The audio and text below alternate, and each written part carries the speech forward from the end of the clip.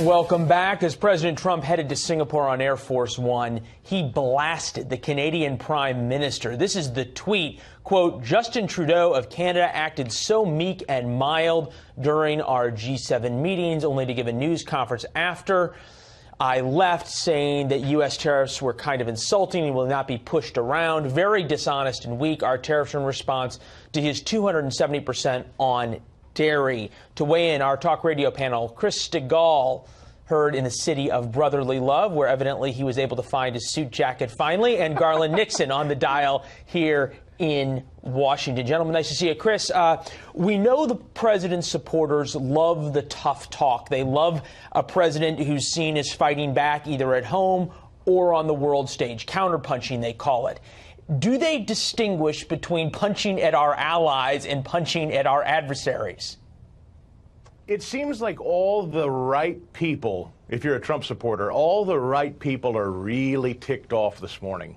I got to tell you, when you see John McCain saying most of we American voters are globalists, and you see all the foreign heads of state screaming and yelling, I don't know, Leland, the worm has turned a bit, and I think Americans are waking to the fact that all the right people, like I said, seem to be upset.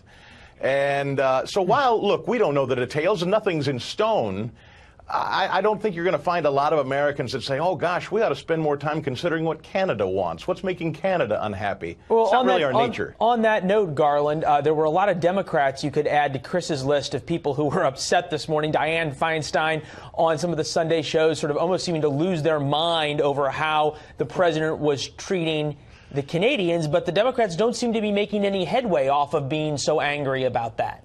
Well, I think the other perspective is this. If we get away from whether or not, which party it's going to be, benefit or the Trump base. Garland, dare to dream. Find a time in Washington lately that it's not all about which party is going to benefit from something. So I'm going to try to step above that a little bit and say and say this. One of the things that the chief diplomat has to do for this country or any country is strike deals. The problem I have here is that the president gave his word that he would do something. After he left, he became offended and he went back on his word. Now he's going to Singapore to strike a deal.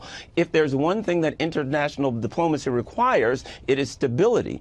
And I think people are going to look at this and say, well, if we strike a deal with this guy and he gets upset when he leaves, he might change his mind. So I don't think it's in the best interest of the country as far as being able to make deals with our allies or our enemies in the future. We'll get Chris's response to that quickly. If you listen to the administration, Larry Kudlow on CNN a little bit earlier said this hitting back, if you will, and presenting this front to the Canadian Prime Minister was all about the North Korean deal. Take a listen.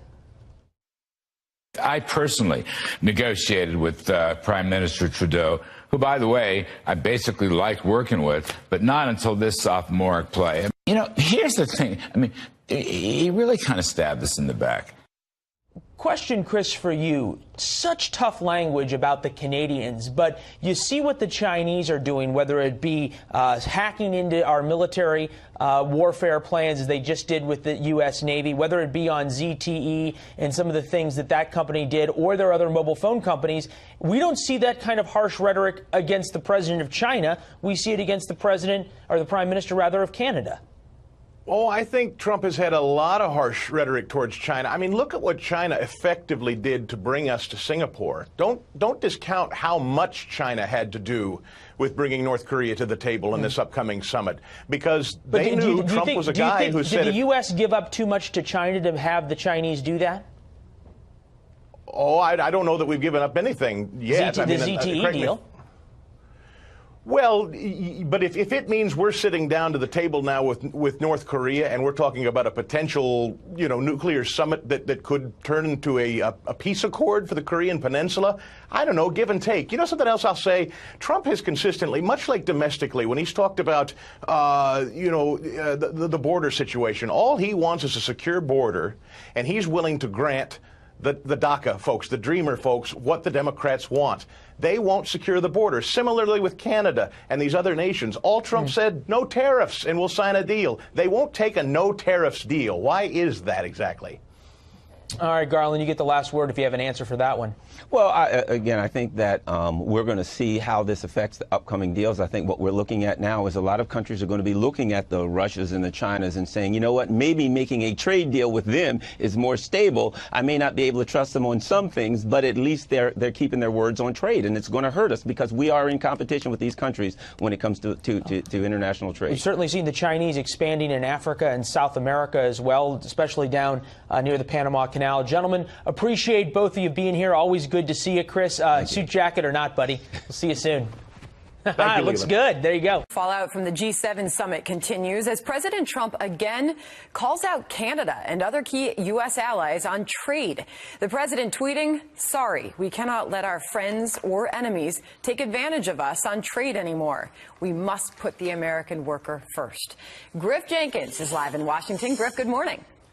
Good morning, Sandra. It appears the president is escalating the start of a trade war with America's closest allies, unleashing a barrage of tweets in the wake of the G7, some aimed at Canada's prime minister, as you mentioned, like this one. He says fair trade is now to be called fool trade if it is not reciprocal. According to a Canada release, they make almost $100 billion in trade with U.S. Guess they were bragging and got caught. Minimum is $17 billion. Tax dairy from us at 270%, then Justin acts hurt when called out. This all began when the president shook things up in Quebec, but then became furious when Trudeau held a news conference after his departure and said this.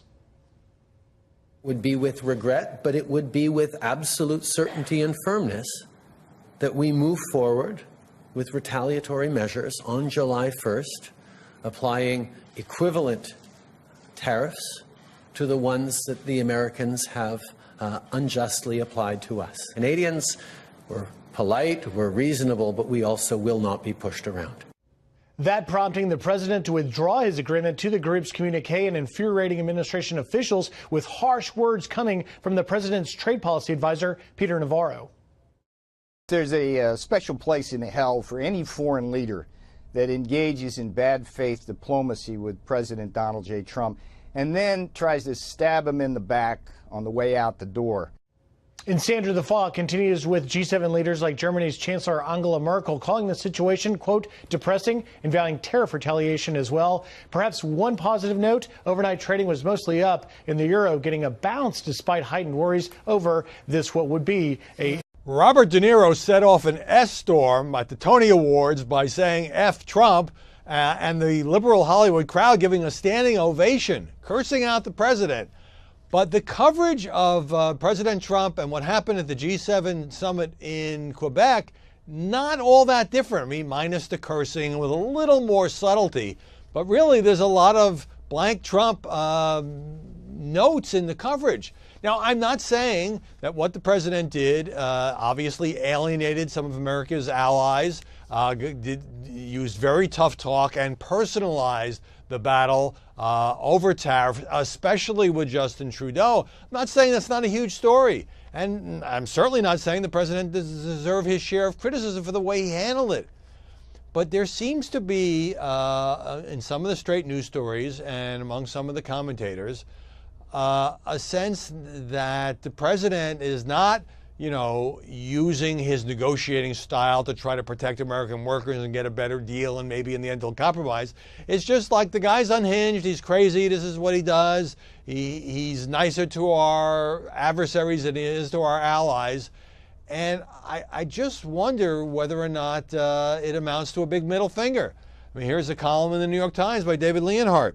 Trump tries to destroy the West. Not that he is destroying the West or the old trade order, but he's trying to blow up the Western Alliance. CNBC's John Harwood tweeted, Trump resumes baseless rant against friendly democracy next door. Trump reacted irrationally, and then advisors made stuff up to make it sound like there was a rational basis for his irrationality. It's always fascinating to me the way some of the fiercest critics of President Trump almost fall into the trap of going as overboard as they accuse him of doing when they really get riled up, as they have over the G7 business. Now, there is simply no question. One of the guests on my show the other day said, well, when it comes to covering, world trade and tariffs and the G7, the press oversimplifies it and makes it too personality-based. And there's a lot of truth to that. But how do you not make it personality-based when the President of the United States, after meeting in Canada, goes on this tweet storm when Air Force One goes after Justin Trudeau, says, oh, he acted meek and mild in our discussions, but he's very dishonest and weak. And then after bringing up this 270% Canadian dairy tariff, the President goes on to say, then Justin acts hurt when called out. Look, this is what the President does. Sometimes he goes too far. He personalizes every dispute. He does it with American allies. He does it with some adversaries. He does it with domestic opponents. And he certainly does it with those of us in the news business who he calls fake news journalists. That's his style. Sometimes it works for him. Sometimes it doesn't work so well. So again, absolutely important story to cover, absolutely fair game to criticize the president's style. Why did he jet off to a meeting with dictator Kim Jong-un after picking a huge fight with Canada? It's not to say that, we shouldn't renegotiate tariffs with Canada, but Justin Trudeau was nowhere near as pointed or as critical the president as the president was of him. So now we have the Canadian front in the war on words. But I just think when you get down to reading motivation and saying he wants this, he likes blowing things up. There was a much fairer story in the Washington Post which said President Trump's having the time of his life because he's doing things unilaterally now with allies, on tariffs, with the nuclear summit. And that it seems to be working for him, says the Post, because his poll numbers, as I noted last week, have been going up. A fair approach to the president includes criticism and also includes a perspective from his side. We're seeing a lot less of that in the wake of the train wreck at the G7.